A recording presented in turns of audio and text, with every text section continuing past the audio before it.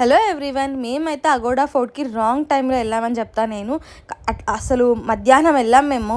మంచి ఎండ, అసలు ఉన్న ఎనర్జీ మొత్తం డ్రైన్ అయిపోయింది. యాక్చువల్గా అగోడా ఫోర్ట్ ఎవరైనా వెళ్ళాలి అనుకుంటే ఈవినింగ్ ప్లాన్ చేసుకోండి, ఎందుకంటే ఆ సన్సెట్ అవన్నీ చూడొచ్చు. అండ్ ఇక్కడ నుంచి వ్యూ అయితే చాలా బాగుంది. నేనైతే చాలా ఫోటోలు, వీడియో క్లిప్స్ అన్నీ క్యాప్చర్ చేసుకున్నాను. నాకు ఈ వ్యూ నచ్చింది. అండ్ ఎంత వాటర్ తాగినా దాహం వేస్తూనే ఉంది. ఇంకా అందుకే నేను లెమన్ సోడా తీసుకున్నాను. 40 రూపీస్ చెప్పారు లెమన్ సోడా. ఇంకా మా శ్రవణ్ అవసరమా అన్నాడు, కానీ నాకు దాహం వేస్తుందని చెప్పి తీసుకున్నాను. ఆ తర్వాత లోయర్ అగోడా ఫోర్ట్కి వచ్చాము. ఇక్కడికి వచ్చేటప్పటికి మాలో అందరికీ ఎనర్జీ డౌన్ అనమాట.